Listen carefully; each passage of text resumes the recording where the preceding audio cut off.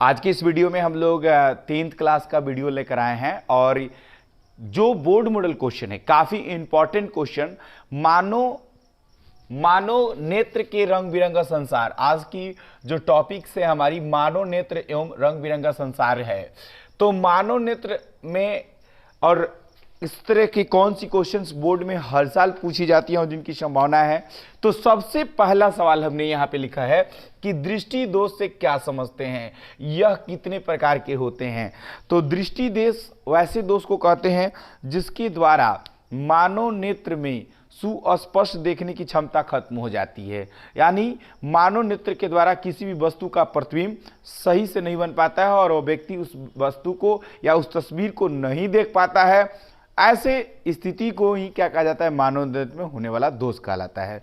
यह दोष किस प्रकार से होता है, इसके क्या उपचार हैं, ऐसे करके अनेकों क्वेश्चन आते हैं। कभी कभी ऐसा आता है, जैसे यहाँ पे आप देख सकते हैं कि हमने लिखा है कि निकट दृष्टि दोष ये कितने प्रकार के होते हैं। यहाँ पे हमने लिखा है कि निकट दृष्टि दोष क्या है, लेकिन यह क्वेश्चन पूछ सकता है कि निकट दृष्टि दोष क्या होता है और उसके उपचार को लिखे। ऐसा भी 2 नंबर का सवाल आ सकता है। यानी एक ही क्वेश्चन में 5 सवाल समाहित हैं। ध्यान देंगे आप लोग, एक ही क्वेश्चन में 5 सवाल को इंक्लूड किया गया है।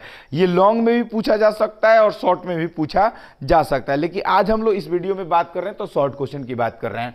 तो ध्यान देंगे कि निकट दृष्टि दोष, दीर्घ दृष्टि दोष और जरा दृष्टि दोष, इसके दृष्टि दोष के मुख्य प्रकार हैं। और अबिंदुकता और बंधता दृष्टि दोष, यह भी एक प्रकार का नेत्रों में पाए जाने वाला दोष है। तो सबसे पहले समझते हैं कि निकट दृष्टि दोष क्या है और दूर दृष्टि दोष क्या है। देखिए, बहुत ही आसान और बहुत ही आसान तरीका से इसे समझना है।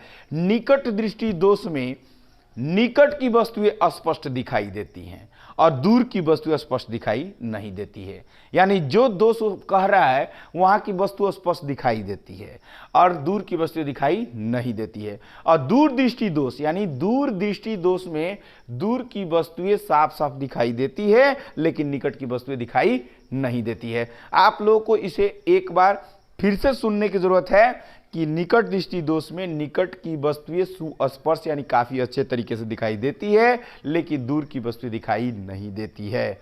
और दूर दृष्टि दोष में दूर की वस्तुएं साफ साफ दिखाई देती है लेकिन नजदीक की वस्तुएं दिखाई नहीं देती है। क्लियर हो चुका है। और जरा दृष्टि दोष, जरा दृष्टि दोष में क्या होता है कि यह ज्यादा उम्र बढ़ने के साथ होता है और इसमें ऐसी प्रॉब्लम आती है जिसे निकट और दूर दोनों जगह की वस्तुएं स्पष्ट नहीं दिखाई देती है, यानी साफ सुथरी दिखाई नहीं देती है। तो ध्यान देंगे, इन तीनों दोष जो है दूर और पास की वजह से है और इसका उपचार क्या है। ये 3 दोष को ही लिखा जाता है ज्यादातर क्वेश्चन में आंसर, लेकिन हमने 2 और दोष को भी इसमें शामिल किया है। अगर ये 2 नंबर में क्वेश्चन पूछे जाते हैं तो उसको हम लोग कैसे बताएंगे। अब देखिएगा, निकट दृष्टि दोष क्या है कि जिसमें निकट की वस्तुएं साफ साफ दिखाई देती है, दूर की वस्तुएं दिखाई नहीं देती है। इसको दूर करने के लिए हम लोग अवतल लेंस वाले चश्मे का प्रयोग करते हैं। किसका प्रयोग करते हैं? अवतल लेंस वाले चश्मे का प्रयोग करते हैं। यहाँ ध्यान रखना है, अगर यहाँ पे क्वेश्चन ऐसा भी पूछ सकता है 1 नंबर में कि निकट दृष्टि दोष के उपचार को बताएं, option A, option B, option C, option D, तो उसमें अवतल लेंस जहां होगा उसी को टिक मारना है। यानी यहाँ पे क्वेश्चन को जब आप देख रहे हैं तो पूरा दिमाग को कॉन्सेंट्रेट करके देखें, क्योंकि हर चीज को आपको समझने की जरूरत है। यह क्वेश्चन शॉर्ट का है तो MCQ भी हो सकता है, लॉन्ग क्वेश्चन के लिए भी काम कर सकता है। यानी हमेशा हमेशा कॉन्सेंट्रेट रहना है जब हम टॉपिक को पढ़ रहे हो। तो निकट दृष्टि दोष अवतल लेंस के द्वारा इसका उपचार किया जाता है। और दीर्घ दृष्टि दोष या दूर दृष्टि दोष, इसको दूर दृष्टि दोष या दीर्घ दृष्टि दोष भी कहा जाता है, इसका उपचार उत्तल लेंस वाले चश्मे से किया जाता है। ध्यान रखेंगे, निकट, अवतल, दूर, उत्तल, निकट, अवतल, दूर, उत्तल, एकदम याद रखना चाहिए।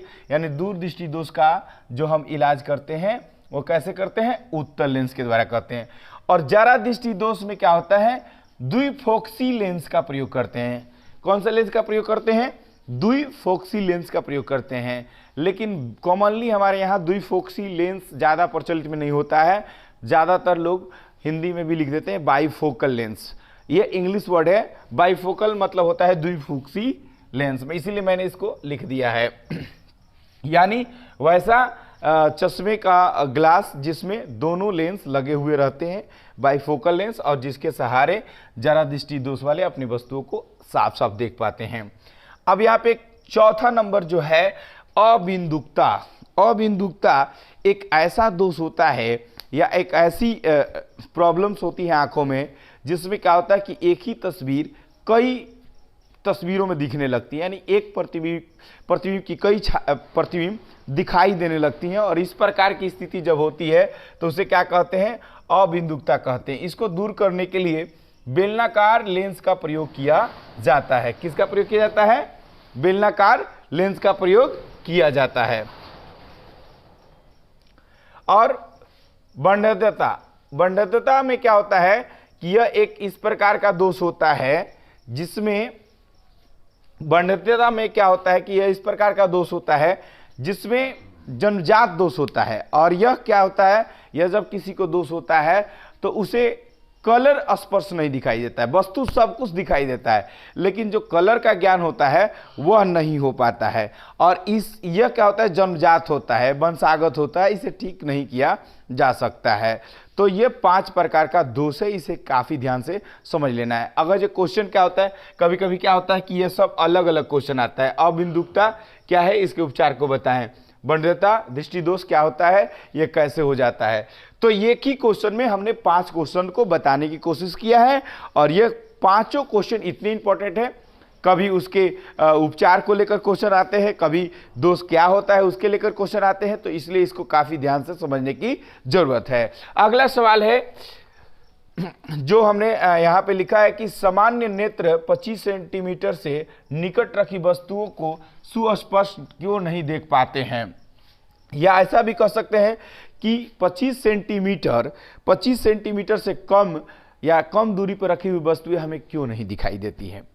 तो इसलिए हमें नहीं दिखाई देती है क्योंकि हमारे आंखों की जो फोकस दूरी होती है वह सबसे न्यूनतम 25 सेंटीमीटर की स्पर्श देखने के लिए होती है। इससे कम दूरी की वस्तुओं को देखने के लिए हमारे आंखों में जो प्रतिबिंब बनने वाला होता है वो नहीं बन पाता है, इसलिए हम उन वस्तुओं को नहीं देख पाते। यानी 25 सेंटीमीटर जो होता है सबसे न्यूनतम दूरी होती है जहां से हम आंखों के द्वारा देख पाते हैं, और सबसे अधिकतम जो दूरी होती है वो अनंत होती है। यानी अनंत में हमारे सूर्य हैं, चंद्रमा है, उनको हम आंखों से अपने सुस्पष्ट देख पाते हैं।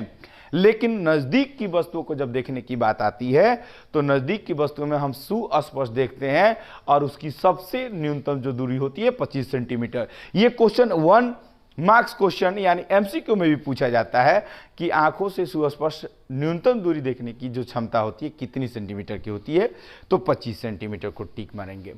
एक क्वेश्चन मैंने यहाँ पे लिखा नहीं है, लेकिन फिर भी मैं इसको बताते चलता हूं। कभी कभी क्वेश्चन आता है कि समंजन क्षमता क्या है। समंजन क्षमता क्या है? तो आंखों में फोकस दूरी को समायोजित करना या समायोजित करने की जो क्षमता होती है वही समंजन क्षमता होती है। यानी न्यूनतम 25 सेंटीमीटर से लेकर अनंत तक की वस्तुओं को जब हम देखते हैं, तो मान लीजिए कि हम पास से कोई वस्तु को देख रहे हैं और अचानक अपनी आंखों को काफी दूर आगे की तरफ देखते हैं, तो हमारी आंख उसको क्या करता है ना, उसकी फोकस दूरी को एडजस्ट करने का काम करता है। तो जब हमारी फोकस दूरी आंख क्या करती है, उसको एडजस्ट करती है। तो जब एडजस्ट करती है तो उसमें समंजन क्षमता काम करता है। इस समंजन क्षमता को मेजर किया जाता है डायोप्टर में। यानी हमारी आंखों की जो समंजन क्षमता होती है 4 डायोप्टर होती है। यह क्वेश्चन 1 नंबर में पूछा भी जा सकता है।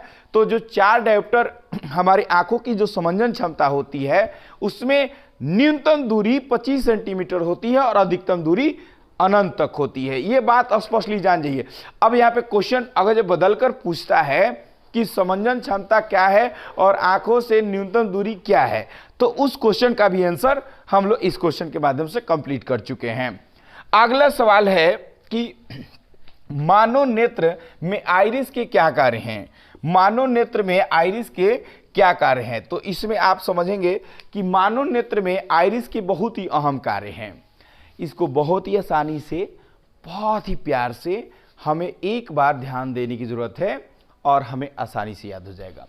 हमारे जब आंखों में प्रकाश जाते हैं तो प्रकाश को आंखों में जाने के लिए आइरिस जो क्या करती है, पुतली को समायोजित करने का काम करती है। यानी पुतली में जो आंखों का प्रकाश जा रहा है वो आइरिस क्या करती है कि कितना ज्यादा मात्रा में जाना चाहिए और कितना कम मात्रा में जाना चाहिए, ये दोनों को मेजर करने का काम करती है, मैनेजमेंट का काम करती है। यानी आइरिस का अहम काम है कि आंखों में जाने वाली पुतली के माध्यम से जो प्रकाश है उसको समायोजित करने का कार्य है किसका, आइरिस का। तो ये क्वेश्चन आप लोग ध्यानपूर्वक समझ लीजिएगा, इसको लिख लीजिएगा। अगला सवाल, दृष्टि पटल के क्या कार्य हैं? अगर ये एक लाइन में हम इसका आंसर दें, दृष्टि पटल के क्या कार्य हैं, एक लाइन में अगर हम इसका आंसर दें तो बहुत ही आसान में देंगे कि दृष्टि पटल वैसे पटल होते हैं जिस पे दृश्य दिखाई देते हैं। यानी आंखों का वह पटल या वह भाग जहां पे प्रतिबिंब बनते हैं या दृष्टि हमारी आंखों के द्वारा जो किसी वस्तु को देख रहे हैं उसका प्रतिबिंब बनता है, वही क्या कहलाता है, दृष्टि पटल कहलाता है। यानी समझ चुके हैं कि दृष्टि पटल के क्या कार्य हैं। यानी दृष्टि पटल वह भाग है जहां पे प्रतिबिंब बनता है, ठीक है, तो उसे क्या कहते हैं, दृष्टि पटल कहते हैं। और दृष्टि पटल के कार्य मुख्य रूप से है प्रतिबिंब को प्राप्त करना, और प्रतिबिंब को जब प्राप्त कर लेते हैं तो उस प्रतिबिंब को वो क्या करते हैं, हमारे दृष्टि तंत्रिका कोशिकाओं के माध्यम से मस्तिष्क को पहुंचाते हैं और वो बताते हैं कि सामने वाला तस्वीर किस चीज की है। मान लीजिए कि कोई भी चीज को हम देखते हैं, तस्वीर को या किसी व्यक्ति को, तो हमें दृष्टि पटल के पास वह प्रतिबिंब बनता है और वह सूचना मस्तिष्क को भेजी जाती है दृष्टि तंत्रिक कोशिकाओं के द्वारा, और जब वो सूचना जाती है तो मालूम चलता है कि हम किस चीज को देख रहे हैं। तो दृष्टि पटल का अहम कार्य यह है। अगला क्वेश्चन है, 5 नंबर क्वेश्चन है कि जब हम नेत्र से किसी वस्तु की दूरी को बढ़ा देते हैं तो नेत्र की प्रतिबिंब, ध्यान देंगे कि जब हम किसी नेत्र से किसी वस्तु की दूरी को बढ़ा देते हैं तो नेत्र की प्रतिबिंब दूरी का क्या होता है। तो इसका आंसर है कि जब हम नेत्र की किसी वस्तु की दूरी को बढ़ा देते हैं तो नेत्र के प्रतिबिंब क्या होते हैं, भिन्न भिन्न जगह बनते हैं, लेकिन हमारे जो आंखों में दृष्टि पटल या जो रेटिना जितनी भी सिस्टम है उसमें भिन्न भिन्न जगह बनने के बाद भी उसकी फोकस दूरी नहीं बदलती है, वह एक समान रहती है, क्योंकि 25 सेंटीमीटर न्यूनतम दूरी है, इससे ज़्यादा कम नहीं हो सकती है। तो ये बात क्लियर हो जाता है कि उस पर फोकस दूरी में कोई अंतर नहीं आता है, बल्कि प्रतिबिंब भिन्न भिन्न जगह बनते हैं। कहाँ पे, तो दृष्टि पटल में। यही इसका राइट आंसर होगा। तो देखिए, जो उतना इंपॉर्टेंट क्वेश्चन था, दृष्टि दोष इंपॉर्टेंट क्वेश्चन है, जरा दृष्टि दोष, ये अलग अलग सब क्वेश्चन करके आता है। यानी जितने क्वेश्चन हमने बताया इसको एक बार फिर से बैक करके एक बार सुन लीजिए, देख लीजिए। अगला